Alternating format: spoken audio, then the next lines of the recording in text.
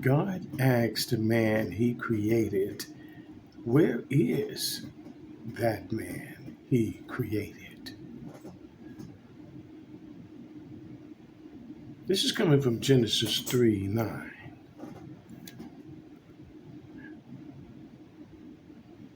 And we're talking about Adam, where art thou?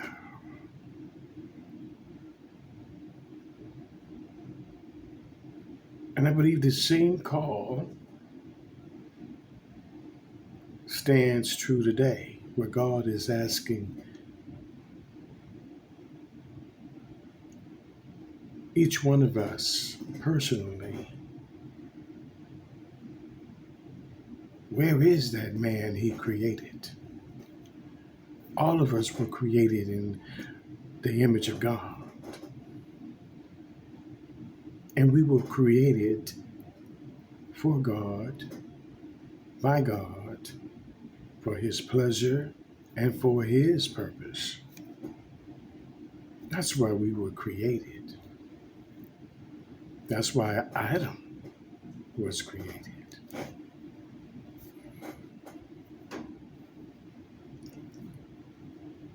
As I reflect back on this scripture, I am even reminded of the time when I was growing up. It was a routine for me and my sister to pray in the morning and pray at night. Waking up in the morning and thanking God for waking us up and asking God to protect us and watch over us as we slept. And now that I'm older, as life went on, those routines and habits, they somewhat got out of order. They got out of that order. The routine changed. As I got older, my interests changed, and I knew more about the world and was living in the world, and Jesus was not as important to me as it was when I was a child. It was like an excitement to wake up and thank God for waking us up. It was an excitement to know that He's going to be watching over us as we slept.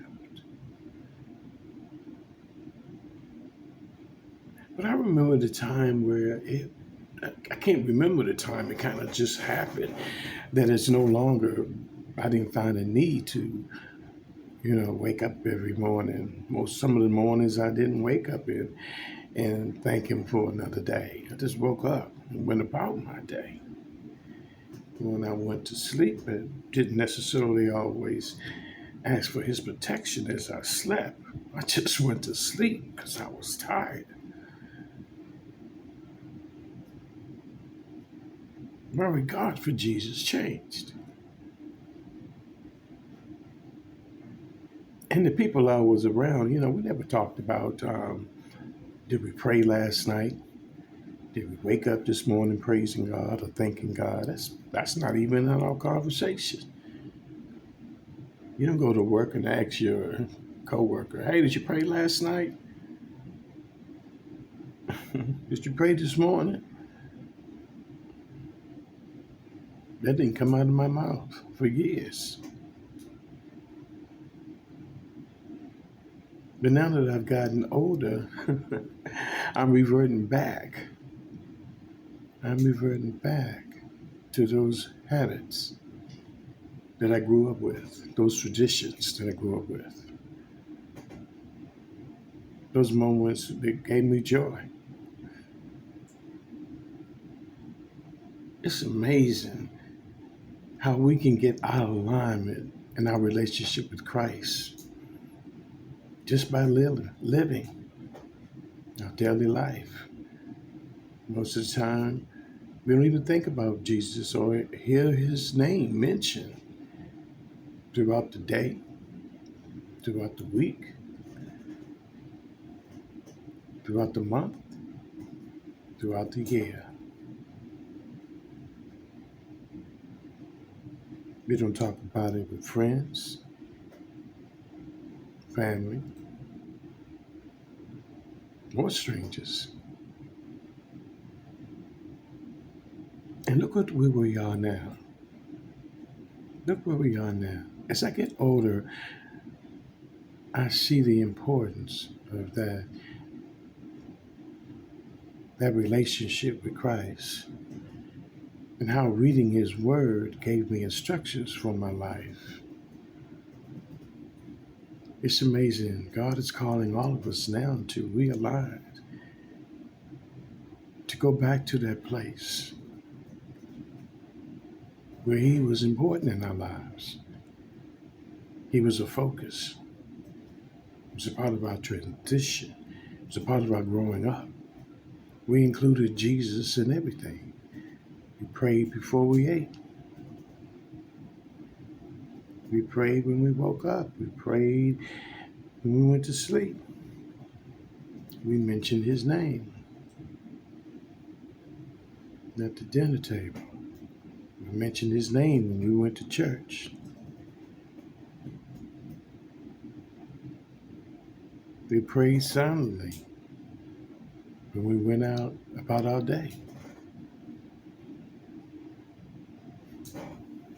And for me, I believe that's what kept me safe. Having that relationship with Christ early. I think that's what helped me go through my molestation as a child, my HIV diagnosis. Um, that's what helped me in my relationship with my first wife, Cynthia, or my wife, Cynthia. We're no longer married now, but I'm saying it's it's amazing how Christ was in the center of everything I did. Most of my life was spent being in church. Most of my life was I like being in service or working in a church opposed to working outside the church because they had a purpose. I was serving others. I had a joy of serving others and making sure other people, were happy and happy about Jesus when I was in church. Just that network of people. And it's funny how things change when you work for a church and behind the scenes. You see that churches basically operated in most cases no different than out in the world, the secular world, I should say. It's still the same operation. And I remember my rude awakening when I started experiencing the same kind of attitudes or the same kind of misbehavior. And, I was thinking if you work in church, you're holy, you're perfect, but you're not. You're not going to find that in church. No one is perfect in church. We're all humans. And that's a beautiful thing. We're all on the same accord, seeking God's best for our lives and wanting to be more like him. And then as time goes on, we pretend. I pretended. I can always talk about myself, not criticizing anybody else, but I know me. You know what I'm saying? I remember the time being in church and was surprised that um, I met a pastor, at an adult bookstore. I was surprised. I thought he was holy. And listen to me judging this man, and I'm in the same place he's in, doing the same thing that he's doing. Wow. Mm. But that's another story. But we're talking about Adam. Where art thou? God asked the man he created, where is that man I created? Where is the man he created? Asked him, where are you? Where's that man I created? And found out that he's in hiding. He's in hiding. Knowing that he was disobedient. It's funny, we all know when we are disobedient. Knew when I was disobedient. When I was not following after God the way I know to follow after God. I want to do some things my way. A little sin here, a little sin there, it kind of balanced me out, so I thought. But the sin took me different places. Sin actually took me away from God. I would call on his name and still participating in my sin because my sin was calling out. Sin was feeding my flesh. It was feeding me sexually. I'm seeking that fix. It's funny when you're living in life and you don't have the relationship you have with your natural father, you still have a desire to be with your father. I still have a desire to be validated by a man. I still wanted to be around another man. I wanted to be around a man that loved me. I'm looking for my father's love, looking for a man to love me like my father. You know what I'm saying? I'm seeking him, but I'm not seeking my father sexually. I'm seeking my father for relationally, emotionally. I'm seeking that love from him emotionally. I didn't realize that I was seeking other men for emotionally because I was trying to fulfill a void in my own life. I wanted my father to hug me and embrace me, kiss me, like I do my son. I love my son. One thing I said, make sure of, is that my son knew that I loved him. I kissed him. I hugged him. You know what I'm saying? I wanted him near me. And able to talk to him. I had the best time with my son when he was little. You know, there's a lot of things I didn't learn. I didn't have it in me because my father. I'm not blaming anybody. I'm not blaming my father. It wasn't his fault. There was a relationship that didn't last. That's all it was. This relationship didn't last. But in that relationship didn't last, it still brought me to Jesus. My mother married Jesus. When my father left, and she made sure that me and my sister knew about Jesus. So I knew Jesus. I knew who he was. I knew his name. I knew the stories based on the pictorial Bible. I couldn't read, but I could understand the pictures, you know. And I love the idea that Jesus loved a disciple named John. So when I saw my name and Jesus loved John, I got excited about that. I said, I want to be a disciple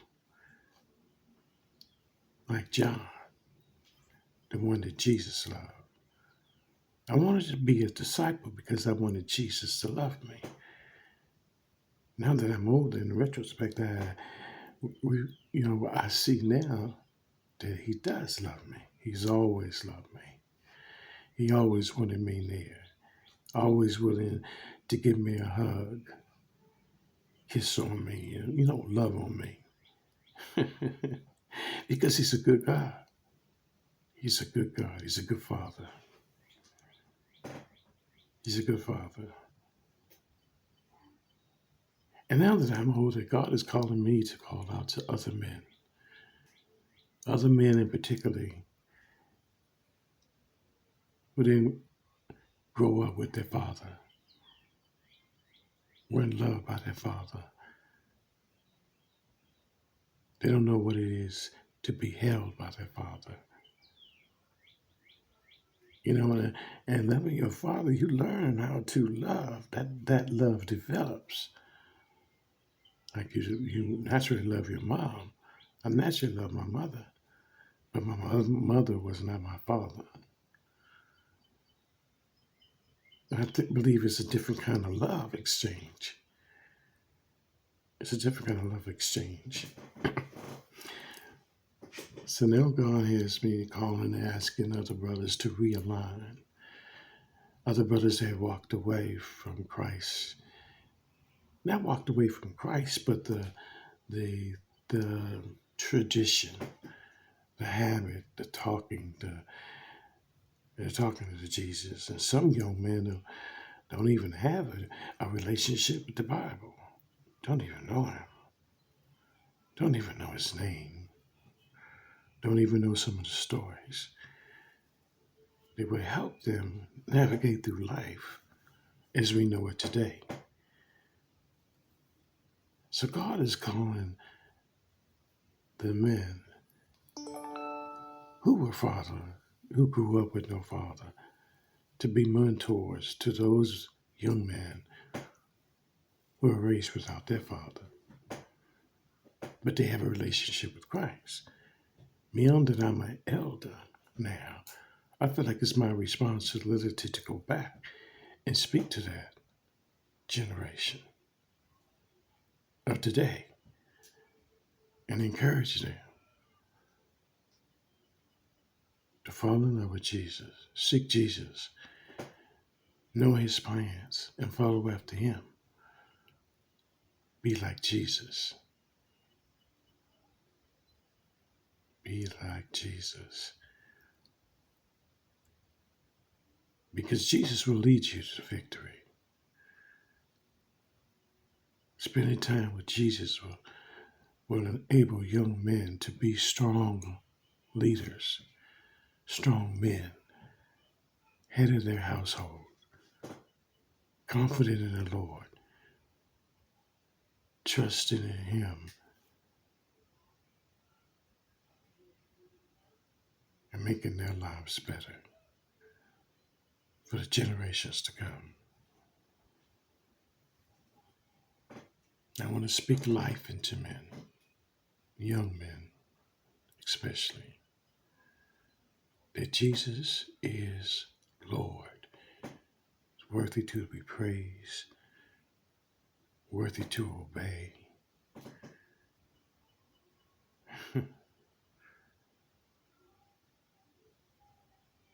And say yes